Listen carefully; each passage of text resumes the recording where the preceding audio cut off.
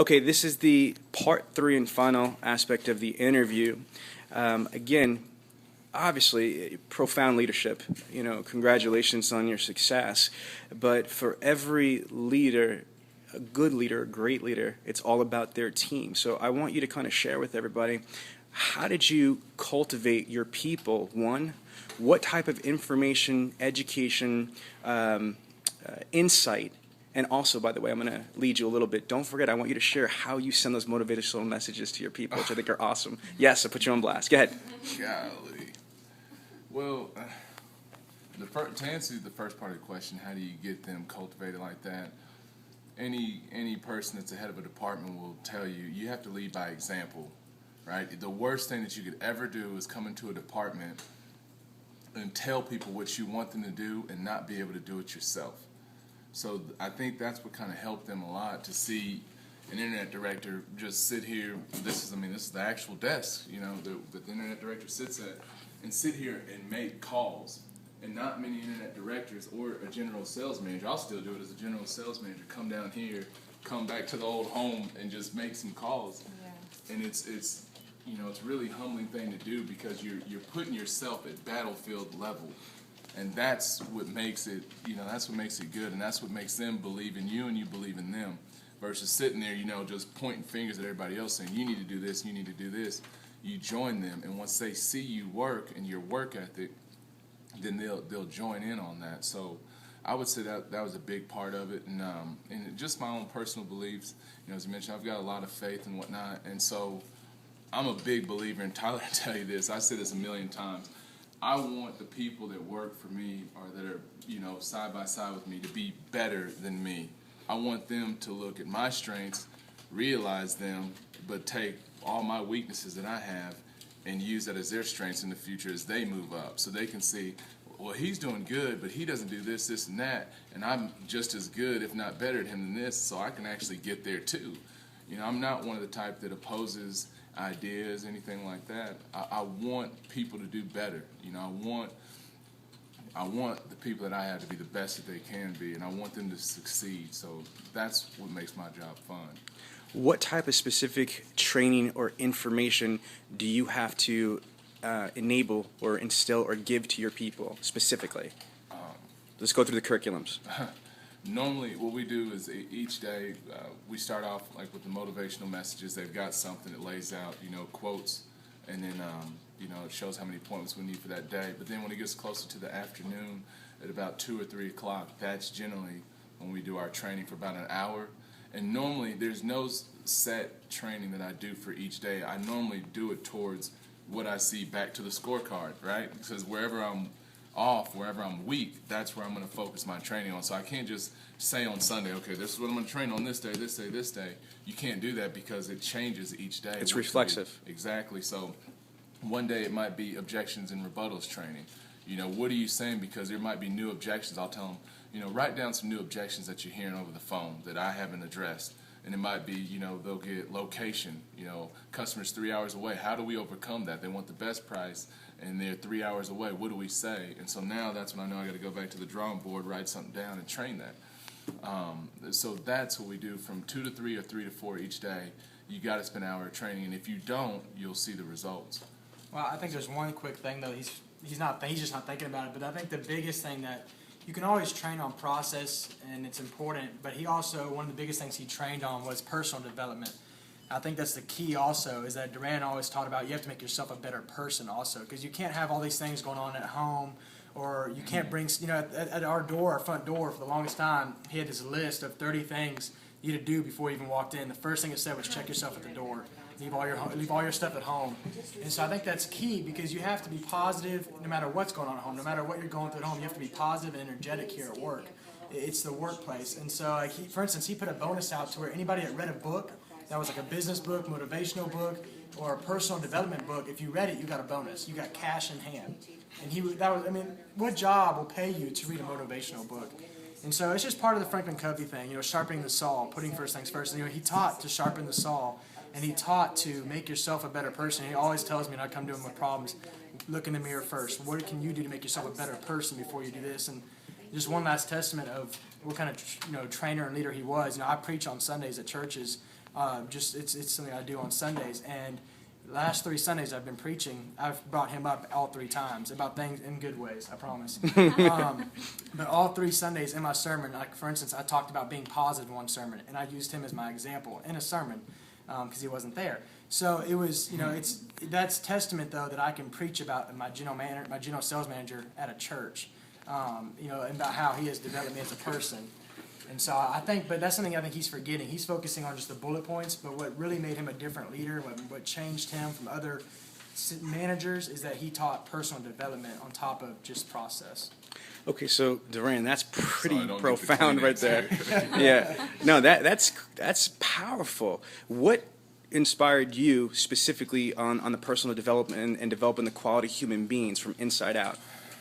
I mean, I said with faith, and then also, 7 Habits he touched on, and I didn't mention that, but yeah, 7 Habits was obviously introduced to me by whom?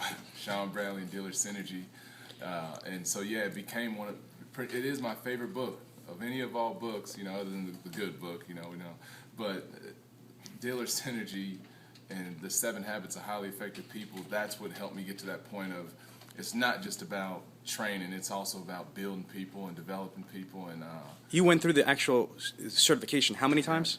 I've been through it twice. And you also brought the 7 Habits Associate class to the entire management team of this organization. Yes, sir. Now, do you feel that the Franklin Covey 7 Habits of Highly Effective People specifically help your success?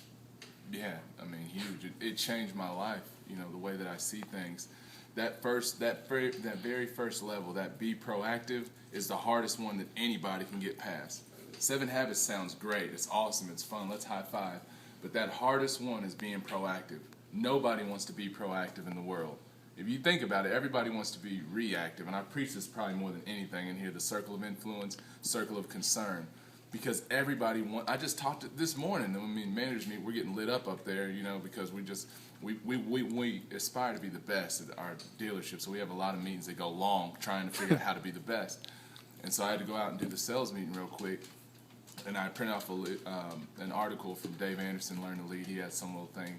And it fell right into the 7 Habits of being proactive of quit making excuses. I sold 6 cars this month because my credit, the people that I get on credit are horrible. The managers aren't taking the TOs like they need to. My F&I guys aren't getting my deals home. It's been raining the last 5 days straight. I don't have the right inventory. Everybody, the general public, loves to make excuses. And that's what I preach on, because if you can't get past that being proactive, where you look in the mirror like, what can I do to change today? What can I do to be better than I was yesterday? If you get caught up in just pointing fingers at everything else, you will be like the general public. I mean, it's sad. I mean, I can't stand it, but we live in a reactive land where everybody likes to point fingers at everybody else other than themselves. And so I train so much on being proactive, because if you can get past that first level, everything else is easy. You're already there. Seek first and understand, and all that other good stuff. It's easy to get through that stuff. To think win-wins. Everything is easier once you get past that first level of being proactive and holding yourself accountable. So yeah. Now, question for you: how does it feel to get promoted from internet director to the general sales manager? Before you answer that, you got to understand that even in this day, in 2012 going to 2013, still a lot of dealerships perceive the internet director as like the outcast, as not a real manager, not somebody of importance. Like you said, it's before they blow them out of the dealership and fire them, they throw them in the internet department. And for you to go from being an internet director to the general sales manager, and there is no GM at the store. It's the owner, then there's you. You run the show here. You're the head person in charge next to the owners, correct? Yes, sir. So how does that feel that you went from that in such a short amount of time? It's truly a blessing. I tell you, like my people, I give credit to the people because they're the ones that got me there. I still call myself the director of janitorial services. I wanted to accept the GSM position until I actually have it thoroughly down, But really, what I have that I shouldn't say no, but that most internet directors don't have is that I've got an Alan Vines. And what Alan Vines is I've got an owner that believed in me from this little young buck that was 22 years old, believed in me then to, where I am now. So that's how I got there, because there's not a single thing that I've brought to Mr. Vines that he has said, no, turn around and go back to your little cubby hole in the internet department and get out. Everything that I've ever wanted to do, he has supported. And see, that's what most internet directors don't get. They do not get an owner or the DP or something that supports what he wants to do or she wants to do. But I have an owner that embraces everything. I mean, we look at internet first on everything. I mean, I had an owner that came down here one time when we were pushing for sales and sat next to one of my coordinators and was making calls on a Hyundai Genesis customer to try to work out a deal. I mean, not many people have an owner like that. I mean, he drives 2 hours a day from Nashville to here and another 2 hours back.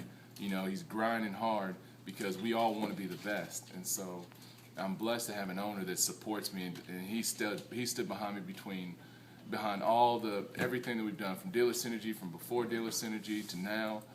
He's always there for me. So that's what I have that most don't have. And if you don't have it, I mean, it's more the owner has to change or something. But yeah. I've got two closing questions. One is, everything that you learned as being a high-level, now nationally recognized internet director, how are you transitioning all that information, whether it's from Durran Cage or Dealer Synergy or Franklin Covey? How are you putting this to train your dealership? Because I think this is another amazing story, the transition, the matriculation to showroom and building an internet dealership. So share your thoughts on that. As far as training, what I can take from being the internet director that's so good, to being general sales manager and training salespeople. Obviously, number one is selling the appointment over the phone.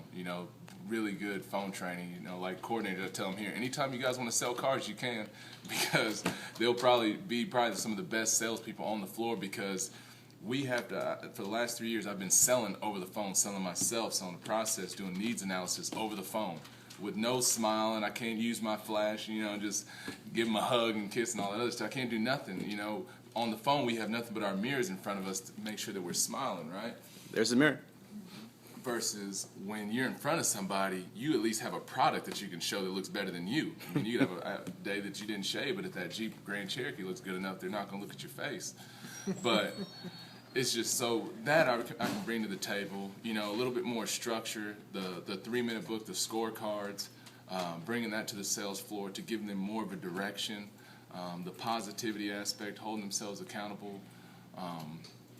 I guess on how to take a proper inbound phone call, how to make a proper outbound phone call to an orphan owner, which got brought to the table yesterday. And I'm glad you brought that up, because me and Sean were on a call yesterday as a quick story with Vin Solutions. Yeah, I'm not going to say the name because I respect her, so she's a good woman. But she made a statement to me, and one thing about me, when somebody makes a statement to me and tells me that I can't do something, that's the worst thing they could ever done in their life, because I will do whatever I can. I won't sleep at night to make sure that I get it. That's probably, I've got bags in my eyes now. And she made a statement and said, there's not a dealership in the United States, or a dealership that I know of, that has a sales staff that knows how to make proper outbound phone calls on an orphan owner blast. I said, excuse me? She said, nobody's going to do it. My virtual BDC is going to always do better than what a dealership sales staff could do on the phone. I said, really? And you're talking to a guy that's been in the internet director business for the last 3 years, and that's all he knows how to do is to make phone calls. I had to re-educate myself on how to sell cars again, because now I'm a GSM. Like, okay, let's get back to ground level. So you'll catch me like on Saturdays trying to sell cars. I'll be out there like, I'm gonna go catch me an up. And I'm out there trying to sell cars because we've developed a process to where it's heavy on selling our dealership and why buy from us before we even start selling the car. I mean, our meet and greet is thorough, and then we bring them in, we tell them our value proposition statement, our story, and then once we bring them inside, we support that with a PowerPoint presentation to tell them about why they should buy from us and what we do differently. Then we get to the needs analysis, and we're trying to, we're getting to developing ourselves into like an upfront pricing store where there's, buying a car is more transparent, it's easy, it's more honest to do business with us, and so that's what we're getting to. So developing that process and putting it in play, it's so much different than what we've all been trained to do, because we used to wheel and deal them, slash and bash them, $99 down, $99, get on out of here, bad credit, no credit, just soliciting all this this negative messages, versus now it's trying to, this is why you should come to our dealership, regardless of your credit situation. We're here to help you, make this easy, make this fun. We're not going to crack you in the head on your trade or nothing like that. I mean, we're going to show you and evaluate your trade together. So it's so much different now, but it's once it all ties up, it'd be perfect. So been Well, good. listen, Durran and the rest of the Allen Vines Internet Department, on behalf of Dealer Synergy and AutoSuccess Magazine, it is truly, seriously, a privilege and honor to be able to share in your success, and you guys all deserve it. Can I have a round of applause for Allen Vines Automotive?